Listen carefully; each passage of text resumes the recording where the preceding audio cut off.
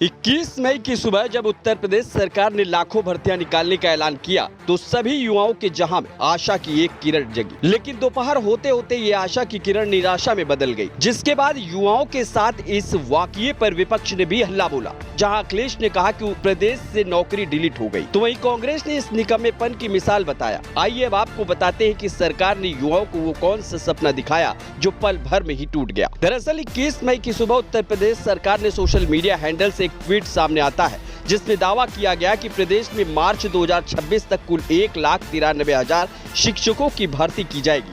ये भर्ती 3 चरणों में होगी और हर चरण में करीब 65,000 शिक्षकों को नियुक्त किया जाएगा। पोस्ट में यह भी बताया गया कि ये जानकारी दिल्ली में केंद्रीय शिक्षा मंत्रालय के साथ हुई प्रोजेक्ट अप्रूवल बोर्ड की बैठक के बाद आई है। पोस्ट में भर्ती की पूरी योजना और हर स्तर के शिक्षकों की संख्या तक का ब्यौरा शामिल था। लेकिन इस उम्मीदों से भरी पोस्ट को सरकार के ही ऑफिशियल हैंडल से कुछ ही घंटों में डिलीट कर दिया गया और यहाँ से शुरू होती है सोशल मीडिया पर हंगामे की कहानी। लाखों बेरोजगार युवाओं की आंखों में जो सपना जगा था वो चकनाचूर होने लगा। जिस रफ्तार से पोस्ट वायरल हुई थी उसी रफ्तार से सरकार की आलोचना भी शुरू हो गई। सरकार को केवल बेरोजगार युवाओं ने ही नहीं घेरा, बल्कि विपक्षी पार्टियों ने भी इस मुद्दे को पूरी आक्रामकता से उठाया। समाजवादी पार्टी के अध्यक्ष अखिलेश यादव ने एक्स पर पोस्ट करते हुए लिखा कि उत्तर प्रदेश में जिस तरह से नौकरियों के बारे में की गई पोस्ट डिलीट कर दी गई है, वैसे ही नौकरियां भी उत्तर प्रदेश से डिलीट कर दी गई हैं। लगभग 2 लाख पदों की भर्ती की पोस्ट लगभग 2 दिन के लिए तो पोस्ट करके रखते,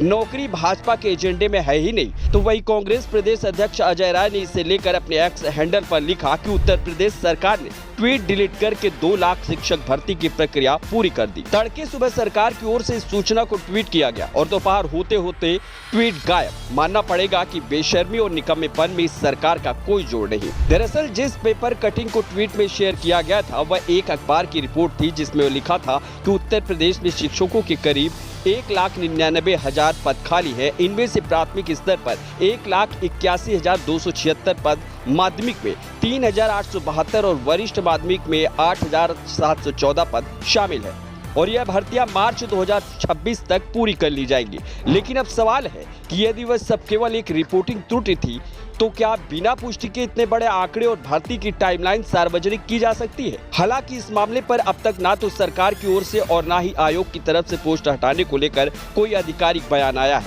ना ही यह स्पष्ट किया गया कि पोस्ट आखिर किसके निर्देश पर साझा की गई थी और किसके आदेश पर हटाई गई। Bureau report, UP news.